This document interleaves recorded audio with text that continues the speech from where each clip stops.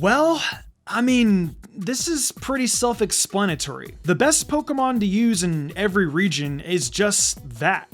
And we aren't going to be holding back either. While no legendaries made this list, if a legendary would have been the best Pokemon to use, we would have put it on there. No bars, no holding back. As long as the Pokemon is found in the region, it's under consideration. So, because of that, honorable mentions to Emerald Rayquaza for being level 70 and pretty much out-leveling the rest of the game so badly that it's outright unfair. And shoutouts to Mega Latios and Latias for being the freest legendary Megas ever. With that out of the way, here's the results I came up with. But before we begin, today's video is sponsored by Factor. During this fall season, I've been pretty busy, and trying to find time to cook in the evening has been a tad difficult. But then, I found Factor. Factor delivers tasty meals that fit your lifestyle straight to your door. The best part is, they arrive already made fresh, not frozen, and they're ready in just 2 minutes. What's also cool is they have so many different options. They update their menus weekly and include 27 plus meals and 33 plus add-on options. So you have the power to choose your favorites, or you can even let Factor create your order for you based on your taste preferences and meal history. I personally loved the Peanut Buddha Bowl. After a long day of content, all I had to do was slip this in the microwave and I saved so much time. Plus, it was delicious and it filled me up. So if you want the simplicity and time saved in the kitchen after a long day, then Factor is for you. Right now, you can head to factor75.com or click the link in the description below and use code MysticUmbreon50 to get 50% off your first Factor box.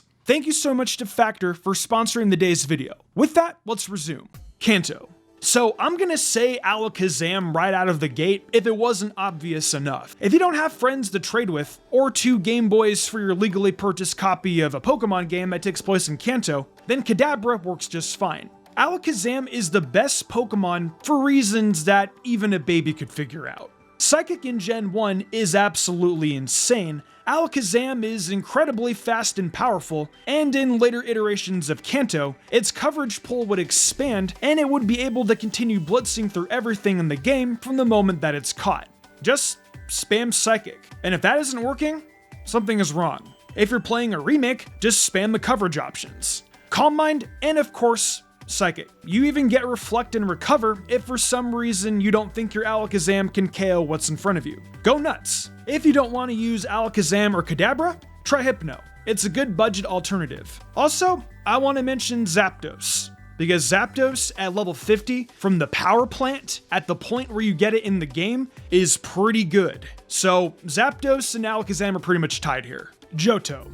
Whether it be Gen 2 or Gen 4, given that you can get the Moonstone relatively early thanks to your mother buying it for you, and the fact that Nidoran Male can be picked up right outside Goldenrod City, where they sell TMs that complement Nidoking perfectly, it is not at all strange to say that Nidoking is the best Pokemon to take through Johto. Even without any ground stab, simply going through GSC with Fire, Ice, and Thunder Punch is more than enough. Although you can get the Dig TM from National Park. And in Heartgold and Soul Silver, Earth Power at level 43, alongside stronger, albeit less accurate TMs to work with, in the forms of Thunder, Fire Blast, and Blizzard, it works even better in the late game than it did previously. Although, it's about the same level of efficiency no matter which version of the game you play. It has a solid matchup versus just about everything in Johto, with the only real tangible threats to you being Morty's Gengar and Chuck's Poliwrath. And I say that knowing there's an Ice-type gym, by the way. I just don't think Price is a threat. Anyways, with there only being 2 gym leaders who remotely threaten your Nidoking, and the rest falling before it, as well as its ability to handle the Elite Four pretty well outside of Will, and spam Ice and Electric moves versus the champion, Nidoking is the best Pokemon to slot on the team, because it's straight carries. Hoenn.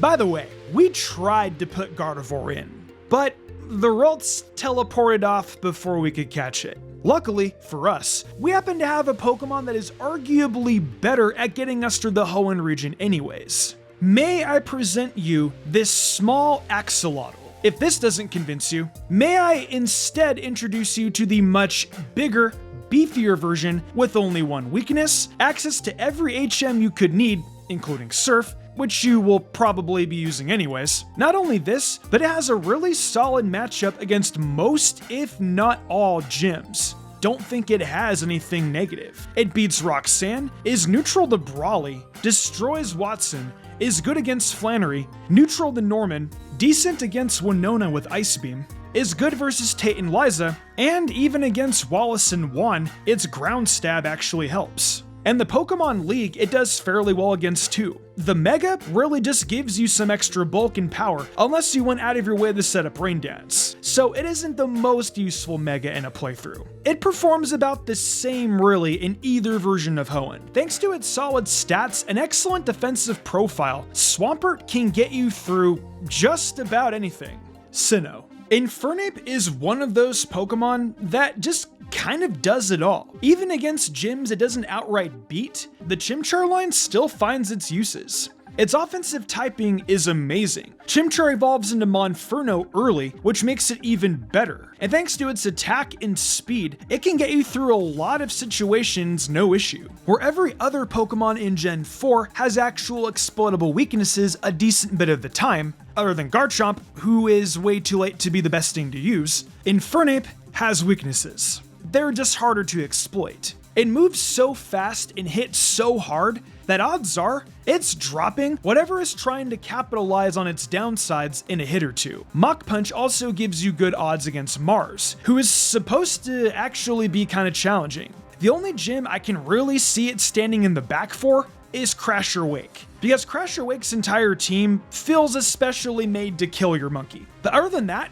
and I guess a dislike of Bertha and Lucian, Infernape finds itself having a pretty dang good run when it's picked as the Sinnoh starter. Just don't leave it in on a Gyarados. There are a few of them lurking around the place. Hisui. Now, I'm not gonna go too crazy explaining how Weavile was already good, and now Sneasler is just Weavile if it were better, despite lacking ice moves. It's fast, it's strong, it's got really good coverage in the form of Shadow Claw, and for some reason, this thing gets Swords Dance at level 34, which I find to be just a little too absurd for its own good. This Pokemon is just offensive power creep given form, and I will have a lot more to say about it at a later date. I guess the only thing making Sneasler not the best is that you get it a little late, but in return, you just win the game for having it. Unova.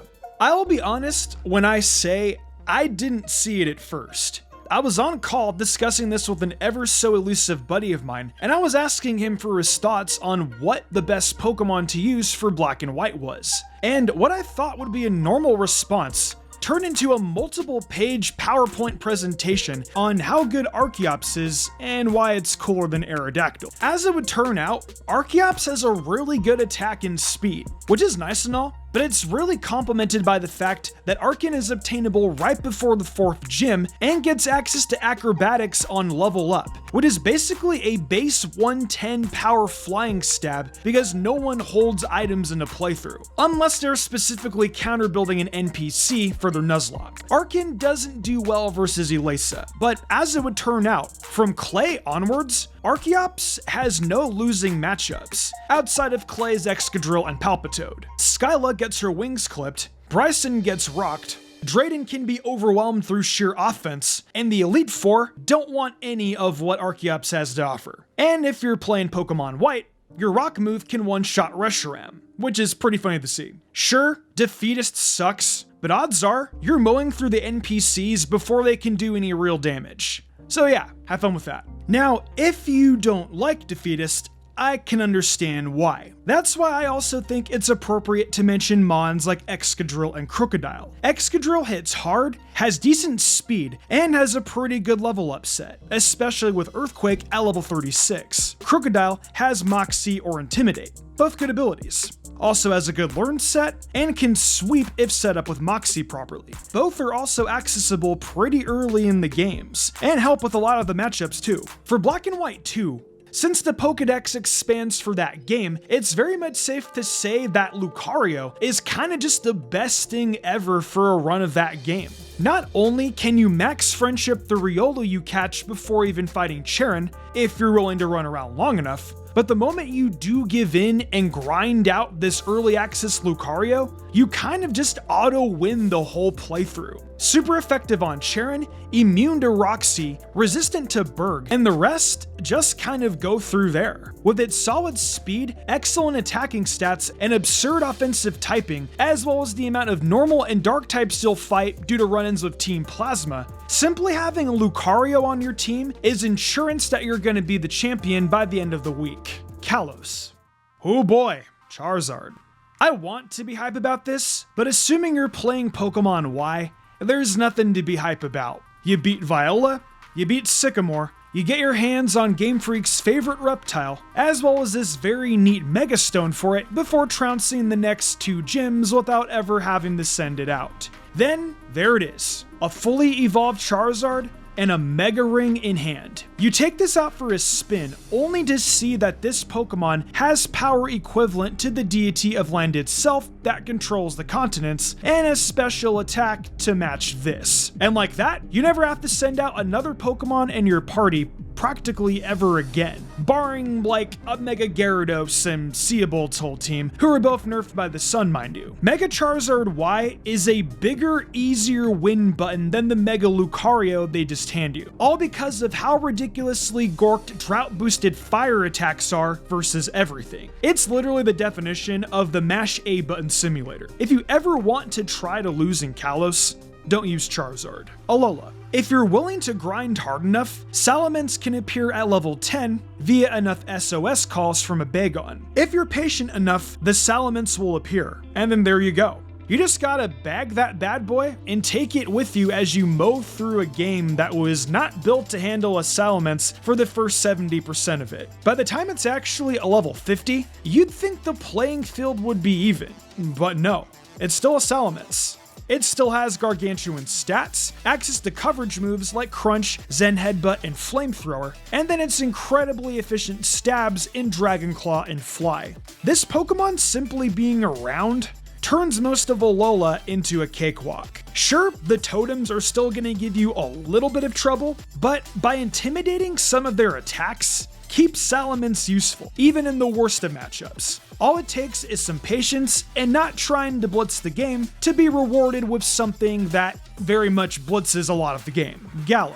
Do I even need to explain why the Scorbunny line throughout every second of your Galar playthrough that doesn't involve fighting Nessa is the easiest stuff ever? You got very good attack and speed, a base 120 power stab move, enough bulk to live a stray hit or two, and all while being picked up at the very beginning of the game. With base 119 speed and base 116 attack at what happens to be pretty early on, given that level 35 isn't that early on in this game, it's pretty clear to see why this Pokemon is basically unstoppable. It's very much Pyro Ball the Pokemon, and I'm pretty sure you could clear the entire game with just this guy and a Nessa counter. Paldea.